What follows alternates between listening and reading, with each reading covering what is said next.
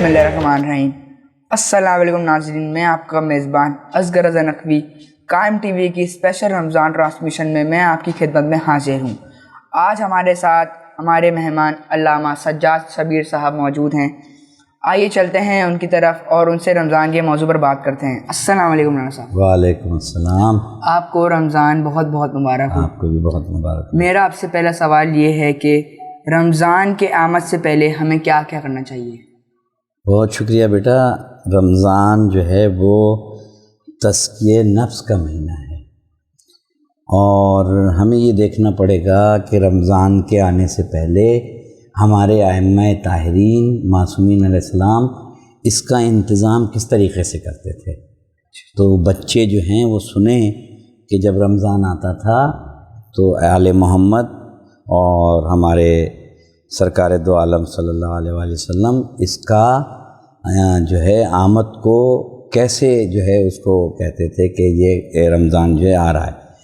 तो सरकार दो आलम सल्लल्लाहु अलैहि वसल्लम जो है रमज़ान के आने से पहले वो खुतबा शाबानिया दिया करते थे, जो कि किताबों में मौजूद है।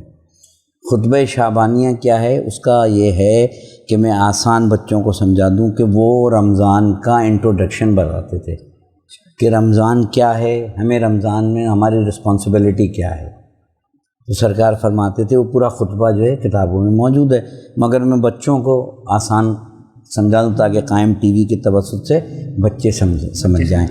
सरकार फरमाते हैं खुतबा शाबानिया में, ए लोगों, जहन्नुम से नजात का महीना आ रहा है, गुनाहों से तौबा का महीना आ रहा है, नेकियां समेटने का महीना आ रहा है। मैं खुतबा नहीं पढ़ रहा हूँ, उसका लुब्बे लुबाब बच्चों को समझा रहा हूँ। गुनाहों से मग़फ़िरत का महीना आ रहा है, नेकियां समेटने का महीना आ रहा है, अच्छाइयाँ बिखेरने का महीना आ रहा है, बुराइयों से दूर रहने का महीना आ रहा है। तो आप देखते हैं ना कि जैसे ही रमज़ान आता है तो लोग तैयारियां करने लगते हैं, कुछ लोग शॉपिंग करने लगते हैं, कुछ लोग जो है वो मार्केट्स में जाके जो है वो करते हैं कि भाई रमज़ान की आमद है।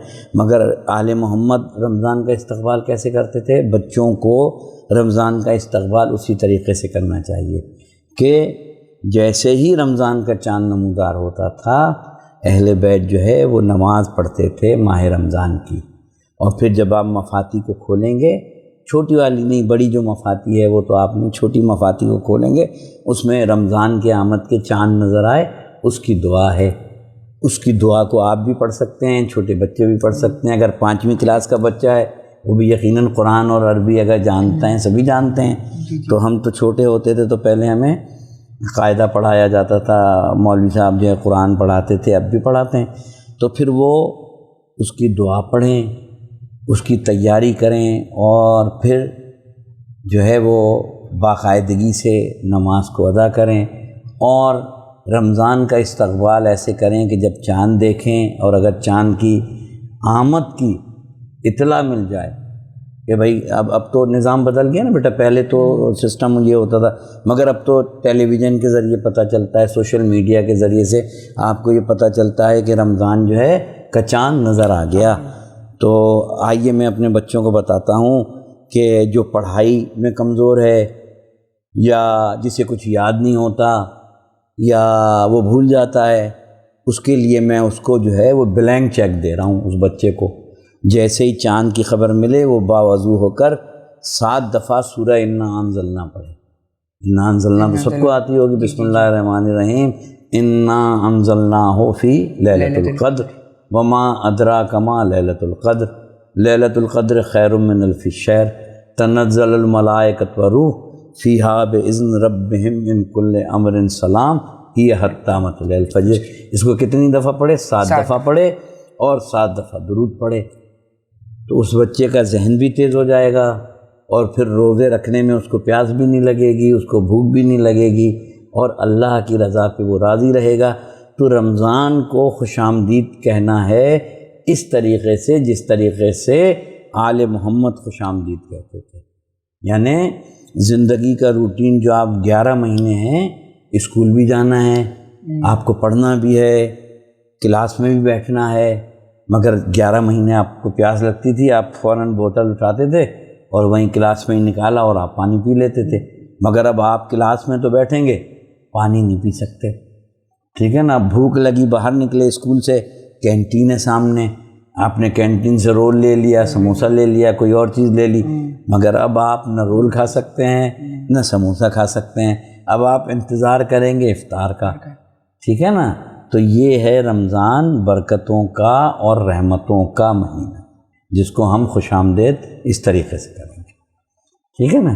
سمجھ میں آ گیا. اور اس کے ساتھ ساتھ جہاں آپ نے سوال پوچھا کہ ہم رمضان کو آمد کو کس طریقے سے یوں کہہ لیں بس اس کو آسان لفظوں میں کہ ہم رمضان کو ویلکم کیسے کہیں, یہی ہے نا, ویلکم کہنا ہے اسے. تو ویلکم کرنا ہے ہمیں عبادت سے, سجدے سے, دعاؤں سے, درود سے, وہ آسان چیزیں جو ہر بچہ جو ہے وہ پڑھ سکے, ٹھیک ہے. نماز تو سب بچے پڑھتے ہیں, درود بھی بہت آسان ہے, لمبا نہیں, اللہم صلی علی محمد.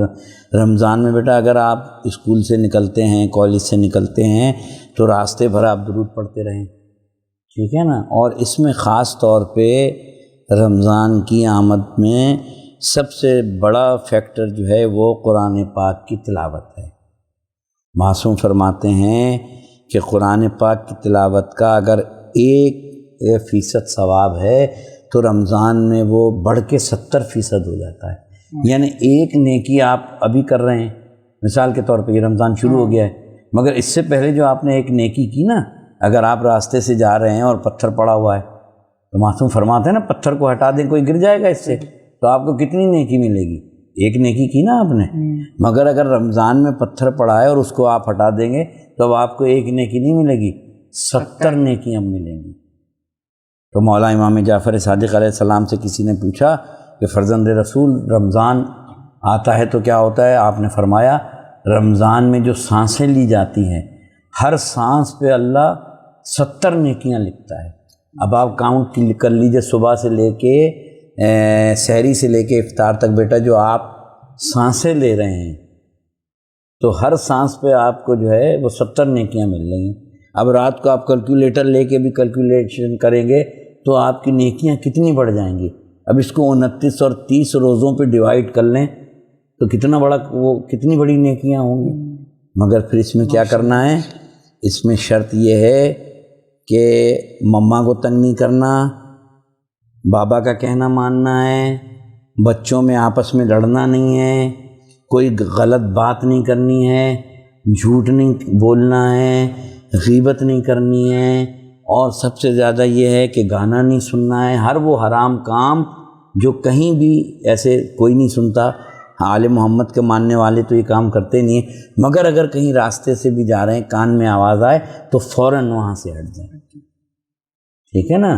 تو اپنے کو پریپیئر کریں رمضان کے اس پورے مہینے کے لیے, اور اس کو ویلکم ایسے کریں گے کہ جو چیزیں میں نے آپ کو بتائیں سارے بچے اس بات کو غور سے سنیں گے اور اس پہ عمل کریں گے. جی ناظرین, اب وقت ہوا ہے بریک کا, آپ دیتے رہیے قائم ٹی وی.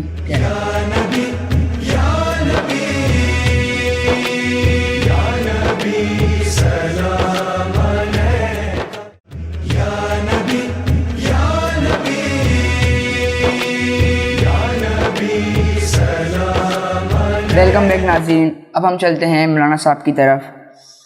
مولانا صاحب, میرا دوسرا سوال یہ ہے کہ رمضان میں بچے کرکٹ کھیلتے ہیں, موبائل یوز کرتے ہیں اور چیزوں میں وقت ضائع کرتے ہیں, کیا ہم رمضان میں یہ سب چیزیں کر سکتے ہیں؟ ہاں بیٹا, یہ پیارے پیارے بچے جو ہے وہ قائم ٹی وی کی توسط سے یہ پروگرام دیکھ رہے ہیں. دیکھو جیسے کہ بیٹا میں نے پہلے آپ کو بتایا کہ رمضان میں روٹین جو ہے لائف کا بدل جاتا ہے. اسی طریقے سے جیسے کہ بچے جو ہیں اسکول سے آتے ہیں, اس کے بعد جو ہے وہ موبائل میں چیٹنگ کرنے لگتے ہیں, یا موبائل میں گیم دیکھنے لگتے ہیں, یا گیم کھیلنے لگتے ہیں. بہت سے بچے کیا کرتے ہیں, سو کر اپنا وقت گزار لیتے ہیں. بہت سے بچے جو ہے وہ افطار کے بعد جو ہے وہ سحری تک کرکٹ کھیل کے اپنا وقت کرتے ہیں. تو بیٹا اللہ نے یہ ہمیں رمضان کا موقع دیا ہے, ٹھیک ہے نا. یہ موقع جو ہے رمضان کا, یہ بہت بڑا آپ کو پیارے بچوں آپ کو سعادت ملی ہے کہ یہ رمضان کا مہینہ آپ کو میسر آیا ہے، تو اس میں کرکٹ کھیل کے اپنا وقت ضائع کریں یا موبائل پہ اپنا وقت ضائع کریں، اس سے بہتر نہیں ہے کہ موبائل کو دیکھ رہے ہیں یا آپ کرکٹ کھیل رہے ہیں اور پھر تھک جاتے ہیں، اور جب تھک جائیں گے تو صبح اسکول جائیں گے تو پیاس لگے گی، پھر بھوک بھی لگے گی، پھر آپ گھر میں آ کے مما کو پریشان بھی کریں گے، پھر لڑیں گے بھی، گھر میں لڑائی بھی ہوگی، جھگڑا بھی ہوگا۔ تو اس سے بہتر یہ ہے بیٹا کہ ان ساری خرافات کو چھوڑ کے ایک مہینہ موبائل کو دور کر لیں، کرکٹ کو اپنے سے دور کر لیں، گیمز کو اپنے سے دور کر لیں، اور کیا کر لیں پھر اس مہینے میں جو وقت ملے سحری تک قرآن مجید کی تلاوت کریں، ٹھیک ہے نا، نمازوں کو اس کے وقت پہ ادا کریں۔ بہت سے بچے کیا کرتے ہیں، سو جاتے ہیں آ کے اسکول سے، اور پھر جب اٹھتے ہیں دیکھتے ہیں ارے ظہر عصر کی نماز جا رہی ہے، جلدی جلدی جو ہے وہ نماز پڑھنے لگتے ہیں۔ بیٹا نماز اول وقت میں پڑھنی ہے، اگر اول وقت میں بیٹا نماز نہیں پڑھی تو پھر وہ نماز وہ فائدہ مند نہیں ہوتی ہے۔ دیکھو نا بیٹا، ڈاکٹر کہتا ہے کہ آپ کو گولی فلاں وقت پہ اینٹی بائیوٹک کھانی ہے، تو بچہ کیا کہتا ہے، مما مجھے جلدی سے دوائی دے دیں، ڈاکٹر صاحب نے کہا تھا کہ اتنے بجے کھانی ہے۔